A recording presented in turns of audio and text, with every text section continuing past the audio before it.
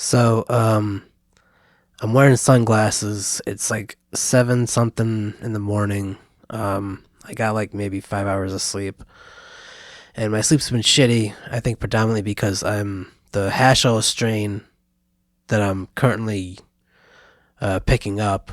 The benefit is that it's like super hyper vigilant, able to like just like get shit done. But the downside is you just can't fucking sleep. And I've been on this hash for about some months now. I mean, I've been on using hash. Anyway, I don't know. I'm wearing sunglasses, and I'm disabled, and I did Mitch Hedberg, was he on the spectrum? And I think it kind of I mean, I don't know, but I digress on that.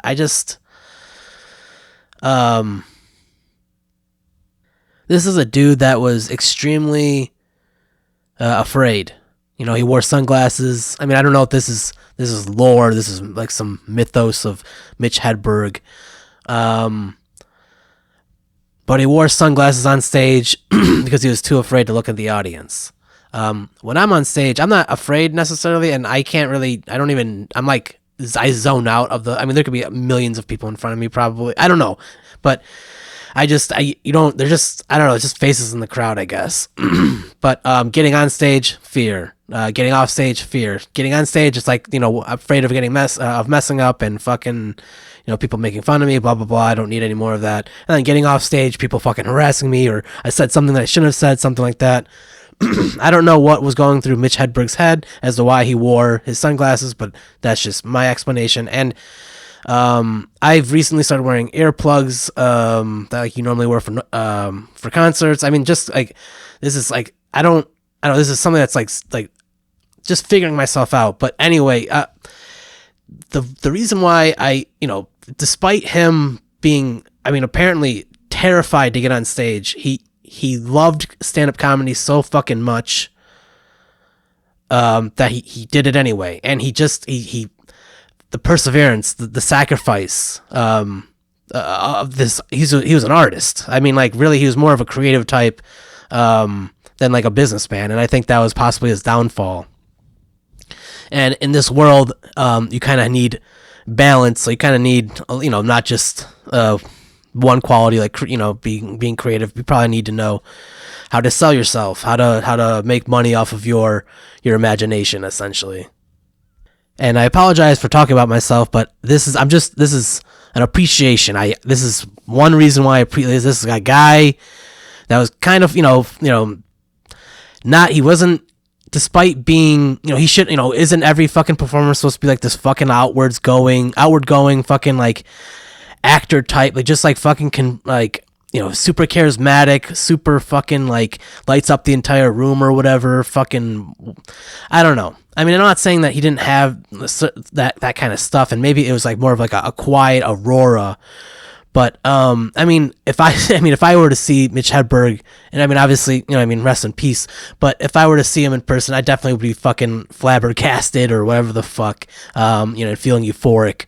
Just have that kind of presence in my having that kind of person in my presence or whatever the fuck. I mean, I understand, I guess, to a certain extent how people feel about celebrities and whatever the fuck, or heroes. I guess you could say idols, whatever. And it's not like a worship. It's just like, once again, just an appreciation, immense gratitude. And some people are able to just like, just from just talking can completely change your outlook in life. I could like list off a bunch of like comedians right now. You got George Carlin, you got Dave Chappelle, you got this is some of the modern, and we'll say one of the modern ones right now. We got Burt Kreischer, Tom Segura, Theo Von. We got, I guess if you want to say Joe Rogan, Bobby Lee, Andrew Santino. I could list some more. I don't really watch too much comedy nowadays. I just feel like a lot of it has definitely been sold out, and a lot of people are definitely siding with corrupt people, and still are not talking about it. And shame on them. It's like, just go fuck yourself. But that's besides the point. And some people even have like really fucked up views. So it's just like, man, what the fuck? And I get like comedy, you're supposed to like, roasting and fucking like talk shit and talking down or be like whatever the fuck, punching down. You're not supposed to punch up, yet some people punch up anyway, blah, blah, blah. Mitch Hedberg talked about nearly nothingness. Just like, I feel like it was almost like in a tranquil way. I mean, very short jokes, very short punchlines, sometimes just one-liners. Like, I'm just gonna, like, the way he tells the jokes are fucking hilarious, but let's just talk about literally the premises of some of his jokes. One time he talked about how he had to put he thought about putting CDs into a store or just like talking about selling CDs, and another one just talking about the image of a hotel. Let's see, what else? He was definitely a dude of wordplay. I mean, he's talking about mundane things, but this is like real life. I mean, like, life is not super, it's not always a roller coaster. Like, isn't life sometimes just boring as fuck? And he's just talking about, once again, mundane things, but he's just like in a certain perspective that makes it, I mean, in the way he talks and the way he, like his rhythm of speaking, there might be a better, like, hold on. I guess tempo might be better. Now, I also apologize for having to look up some of these jokes, but like my brain, I can't even think about things.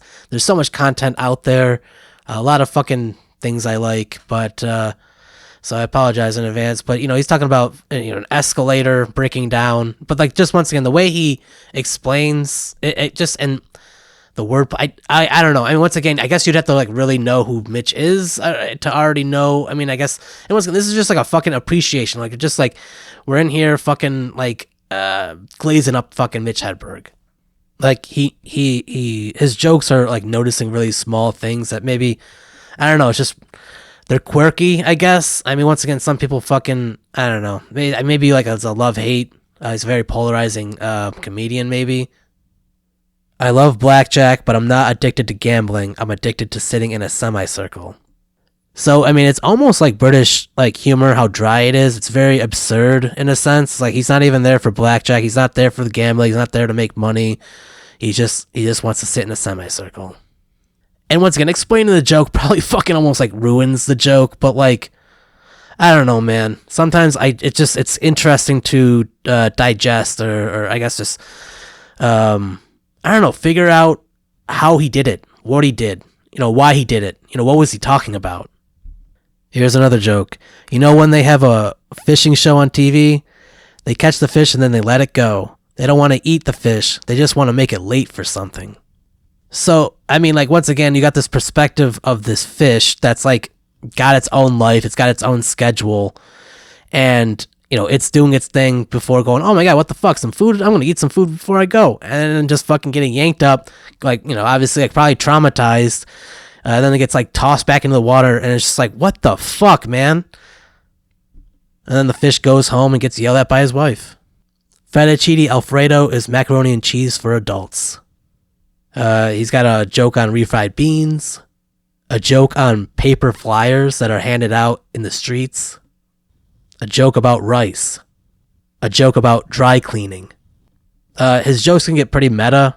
I mean, just like that fish joke. Every time I go and shave, I assume there's someone else on the planet shaving. So I say, I'm going to go shave too. Because, I mean, in some ways, I mean, it's very small. I mean, it's just like kind of out there thinking, but at the same time, though, it's just like small world kind of thing. And once again, it really puts things in perspective. Like, my two favorite comedians of all time would probably be Mitch Hedberg and George Carlin. And they're like really like maybe antithesis of each other, because George Carlin wanted to be an actor and he had these grandiose fucking methods and fucking shows, blah, blah, blah. Talking about like huge ass concepts of God, war, how shitty people are, blah, blah, blah. And then fucking Mitch Hedberg's just talking about fucking fake plants. The depressing thing about tennis is that no matter how good I get, I'll never be as good as a wall. Now, I mean, like, jokes like that and like the other CD joke where I can't remember, it's like he had to either put CDs into the fucking store or I don't even fucking remember. I can't remember, but it's just slightly depressing. So you sometimes would get a general sense of his head state. I mean, in context of the tennis and wall joke, isn't that a bit depressing? Is like what's the point of even trying if I'll never be as good as, something as simplistic as a wall. At the same time, though, it's absurd. It's just a joke. But, once again, just the perspective is just like, man, why are you thinking about that, man? And once again, you could just take it as a joke, but, like, it's just, especially in hindsight, it kind of reminds me of, like, Ian Curtis lyrics. Obviously, Ian Curtis didn't fucking sing about using a cake as a candle holder, but, Listerine hurts. Man, when I put Listerine in my mouth, I'm fucking angry. Germs do not go quietly. Just the way he says I'm fucking angry in that, and the way he says it, it's just, so once again, it's like, obviously it's the joke, the context, the fucking subject material, and then just like how it's said or spoken, how it's expressed.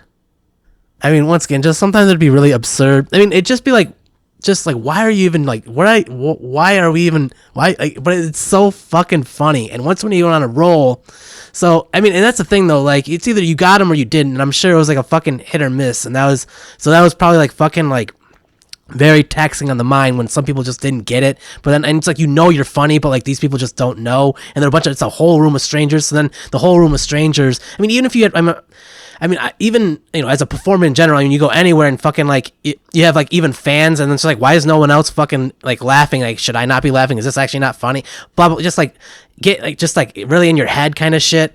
He's got a joke on Mr. Pibb and M&M's. He's got a joke on fucking dreaming about building a go-kart with an ex-landlord. And once again, I feel like as I explain a lot of these jokes or give a lot of these examples, I feel like I'm letting a lot of the air out of the balloon in terms of his comedy. But once again, I think that's the beauty of it. Because once again, it's like, imagine trying to explain, because you just tell the joke. Sometimes I'm just like, I'm just saying the word. I'm not really fucking like throwing any impression. I threw a little bit towards some of those jokes, but yeah, once again, impression and fucking articulation and I guess, tempo, whatever the fuck, pronunciation, spacing and pausing. A lot of these things are extremely important for speaking. Public speaking in general, but especially, maybe even singing, but for stand-up comedy. And now, kind of like, the opposite of music, where you can cover songs, like, you're almost like not allowed to say another comedian's jokes. When I was, whether you believe it or not, it doesn't even fucking matter. It doesn't fucking matter. And maybe I'm going to be fucking blowing smoke up my ass or something like that, but it was lame. But I memorized some jokes for Mitch Hedberg, and there was this like church fucking meetup thing, like for fucking youth group or whatever the fuck on the weekend. I don't remember the fuck, but there was like a little like talent show thing, and I just like recited a bunch of Mitch Hedberg jokes, and people were fucking laughing their asses off. I told my older brother about it later, and he's like, you fucking stole his jokes. And that shit, once again, I didn't do it on intention. I wasn't like, if anyone asked, I would fucking have told people, but yeah, that definitely like made me go, okay, I'm never gonna fucking ever say a joke essentially ever again. But also, I guess to finish that little stupid story, this is again where, a lot of people were laughing. There was a bunch of people, and they were just like, they were laughing their asses off, and then like the youth group fucking leaders like saw potential or whatever, and like, oh my god, we're gonna let him have his little joke moment. And I all I had was, I didn't, I'm not a fucking comedian. Once again, I essentially was taking Mitch's fucking jokes, and they were expecting me like come up with new stuff or whatever, just like say new stuff. So I just like started like, I just printed off a bunch of fucking Yo Mama jokes, and then that was pretty much it. They didn't. So yeah, I've done like stand-up comedy since or whatever, but I've never, I have my own material, and a lot of material, like, once again, I'd say I'm pretty inspired by his one-liner techniques. It's very heady. It's very introspective. It just allows you to just like think about not only your own perspective but other people's perspectives. But instead of maybe focusing on things to be stressful about, or and it's not like he didn't talk about relationships and shit like that. But and like I think there was a one joke about him talking about how he's like, once when you get to Hollywood, they always expect you, and once when you're stand-up comedian, they expect you to be a writer, an actor, director, fucking write movies or make movies, blah blah blah. But generally, once again, he would just talk about very innate, like mundane, just small things. I mean, I thought he would be in a hotel, but I think I later found out he actually. Maybe he had hotels at first, or used hotels and motels at first, but I think he eventually got an RV, if I'm not mistaken. But this is essentially someone just like sitting around a room, maybe watching TV, and then they're just thinking, they're just in their head, maybe not even paying attention, maybe even like dissociating from the entire surroundings and just focusing on whatever the fuck is going on in their head. And in this case, he was just thinking about really fucking, and just things that would just make him laugh. And he's just like, maybe if I laugh at these things, maybe other people will laugh too. So, I mean, like, one of his most popular jokes that I'm sure some people, when they hear it, might even be like fucking annoyed. It's like, man, that's like the only joke people know about him is, I used to do drugs. I still do, but I used to too. I'll just end it with, every book is a children's book if the kid can read. That reminds me of like musical instruments, how like, it can be very, overwhelming, or just like, fearful or whatever the fuck. You just like, so like, this is where my brain just can't even process like the right. I mean, I guess overwhelmed would be the right word, but there might be a lot. Just once again, there's just so much. There's so many. When you see there's like so many notes potentially. There's so many. How can I fucking? But realistically, once again, like if a kid can play a musical instrument, then an adult can. I mean, anyone can. You just gotta like not think about it so much. I'm trying to find the fucking word, the right word. Like confused might be a better word. Because once again, it's just like it. When you're looking at, it took me years to figure out fucking guitar, man. Like even now, I'm still kind of like, I understand it to a certain degree, obviously, but I mean, maybe not obviously. I guess I would have to prove it, but for anyone that is trying to learn guitar or bass, try to go side to side rather than just up and down, if that makes sense. But if you're just playing for the first time, I'd probably just stick to one string for bass and then like chords for guitar. Because I mean, once again, man, you're just making music. You're not trying to be fucking Prodigy or fucking the next whatever the fuck pop star. And if you are, you got to start somewhere, man. Honestly, man, if Mitch was still around, he probably would have gotten more acting parts or features. Possibly would have featured or been in more movies. I'm sure, thrown around all over the podcast world. Maybe he would have started his own podcast. Maybe not. I absolutely would have fucking listened. Because, I could be wrong. I don't know if he would ever really talk about his life. I think maybe, once again, like, in some ways, like, I don't know why innately comes to mind again, but he'd probably just fucking talk about really small things. I don't know if he'd even talk about, like, war or politics. If he did, I feel like it'd just be like through metaphor. And maybe as crazy as it is, he was doing like 4D chess and talking about M&Ms. He was talking about fucking, fascism or something like that. I highly doubt that, but it was a very brave yet very scared performer and artist. Actor, writer. He just wanted to tell jokes. He just wanted to be funny. Obviously, I imagine, he wanted to make it a career because, but like he sacrificed like fucking pretty much everything to make it a career.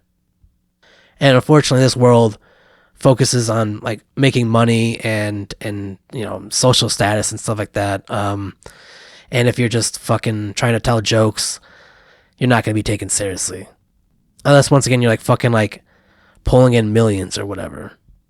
I don't know, man. You think about like any performer. Like any old band or something that's like been around for 60 something years. And it's like, why the fuck are you guys still going around and why are you still doing this? And it's like, you can just tell. Maybe it's just once again, they could be just trying to pull every pinch or pull every penny from their fans as possible. I mean, there's a better fucking word, but once my brain is just fucking, I can't even, to drain everyone's pockets, all of their fans' pocket, just trying to make as much money as possible with, until they can't, until it's fucking completely over or whatever. But I mean, you can tell most likely some of these people, it's like they're just, they're really obviously talented, and they have the right connections, or they met the right people, or the right people who also then those people had the right connections or whatever, and obviously they had talent and value behind their creative output,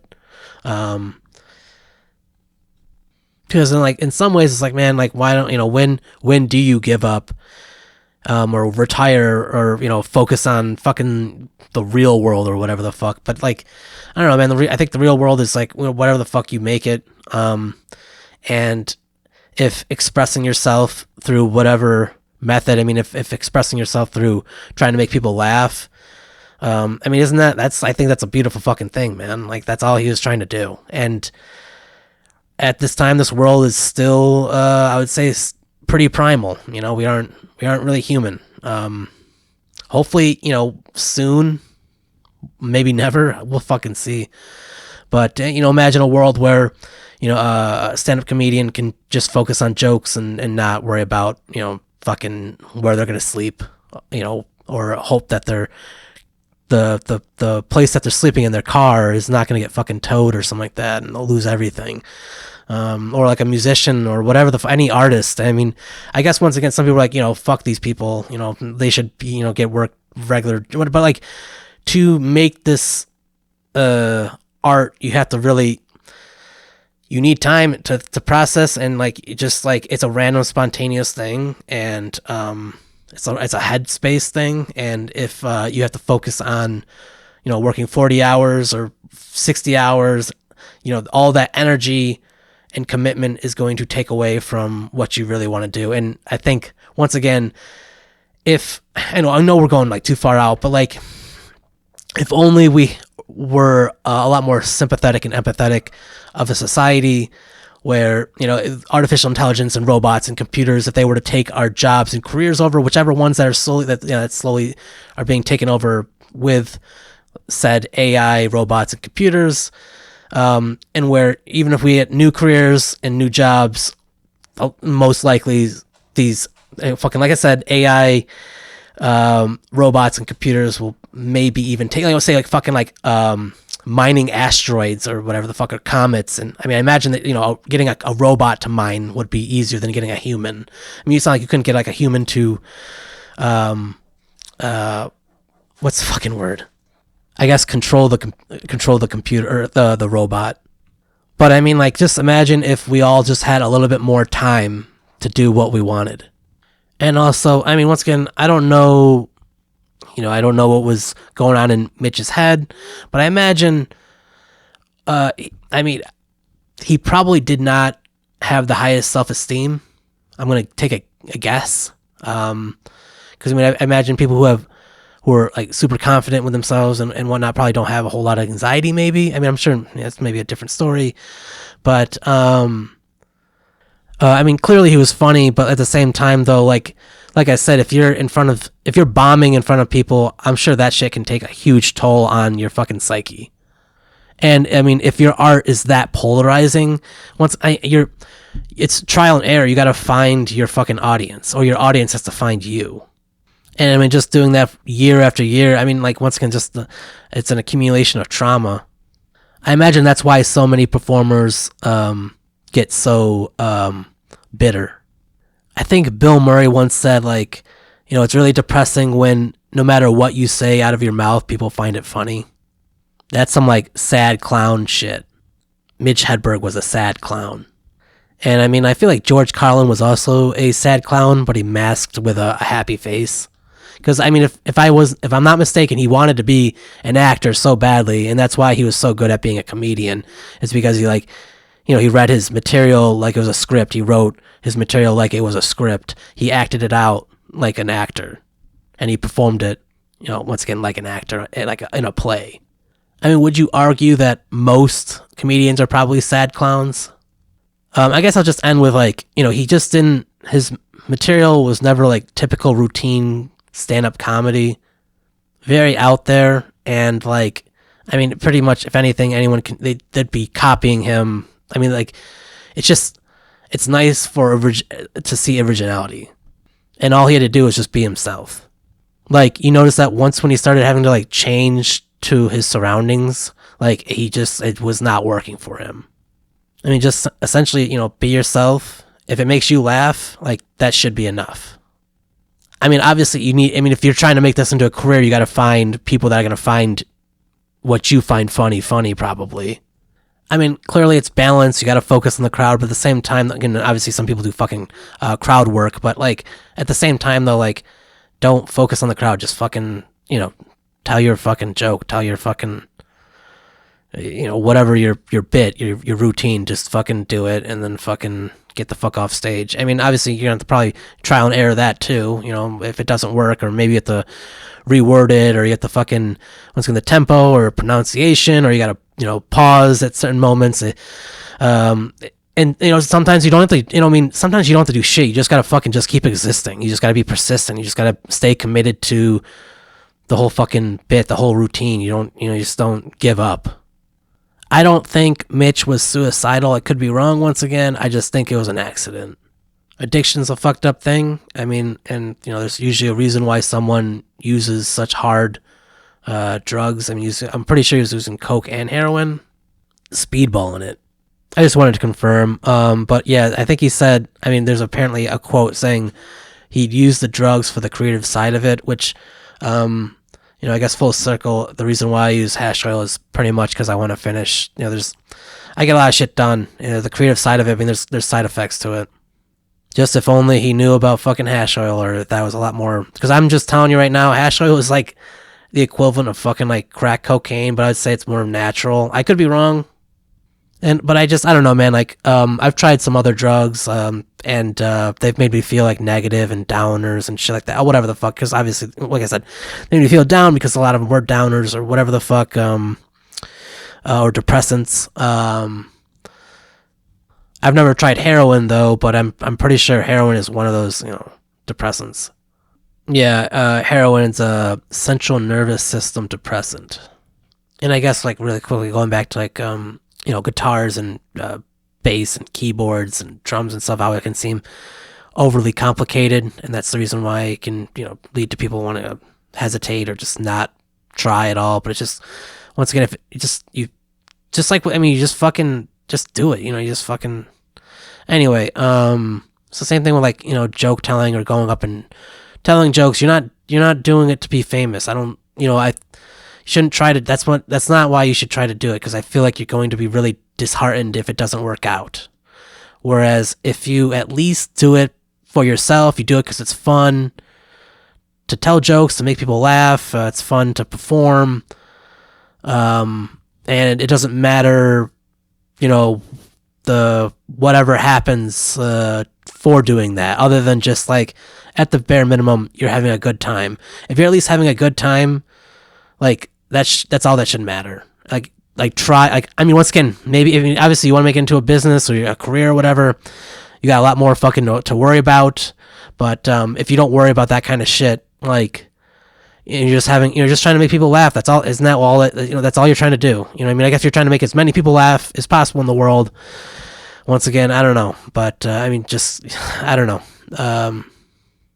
Yeah, I just really think if once again, if careers were completely correlated to survival, or connected to survival, I don't know. I mean, I guess that makes sense. I mean, anyway, I don't know. And that's the other thing. It's just like fucking like, judgment of other people, like judging you for, what you like and people not liking what you like, and then judging you for that and be like, why the fuck would you like that? Or why would you even try to tell a joke? Who are you to do this? And it's like, I mean, it's like, man, like don't like that kind of shit. Like, that is their problem. That is not your problem. They need to stop being so fucking like harsh and like take it down a goddamn notch. Now, I mean, I guess I'll end it for real by saying like my older brother introduced me, or maybe it was my older brothers who introduced me to um, Mitch Hedberg when I was like a lot, pretty young. Maybe, I mean, I don't know if it was like early teens or maybe even like a little younger. I remember like Mitch Hedberg and George Carlin and like Weird Al. So I guess there's like a bit of nostalgia connected to Mitch Hedberg for me. But literally, I mean, like one of my favorite comedians of all time, if not, I mean, like I really like George Carlin. I really like George Carlin.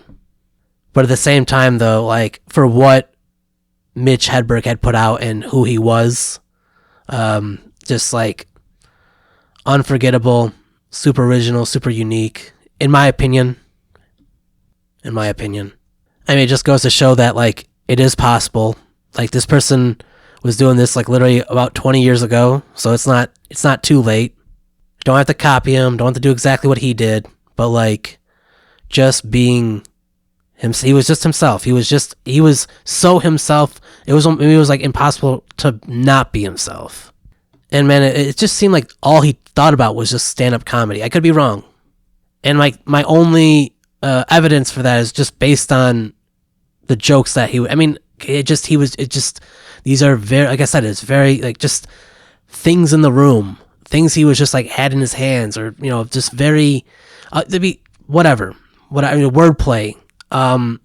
Anyway, just, it was very grounded material, despite also being, like, head in the clouds, like, heady, stoner type material, introspective.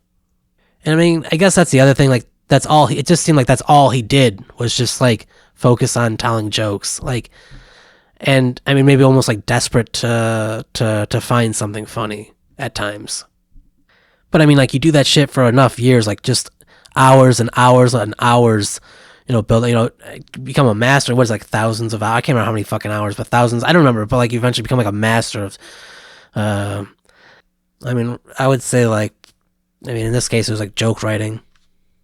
And I mean, it just makes you think, like, what exactly did, how he, how did it, like, how does, I guess the demo song, or not the demo song, the demo joke turn into, I mean, did it, does he just, is he working apart, he's like, no, I gotta say it this way, no, I gotta fucking, I mean, I'm sure, once again, he probably, but just, I don't know, just wish, like, just for one day, just, like, get to see, I guess just be like a fly in the wall or something. Just to, like, see his process. Though I know, like, once again, it'd just be mostly him just, sitting around and just chilling. I guess the reason why I record more than I perform is because of how overstimulating performing can be. Like, it's like once when I perform, it's like I can't even, like, do anything else for, like, a day or two. Like, it just, like... So I imagine it was kind of probably the same thing for him. I mean, once again, I can't confirm or deny whether he was on the spectrum or something. He probably was, I mean, obviously depressed.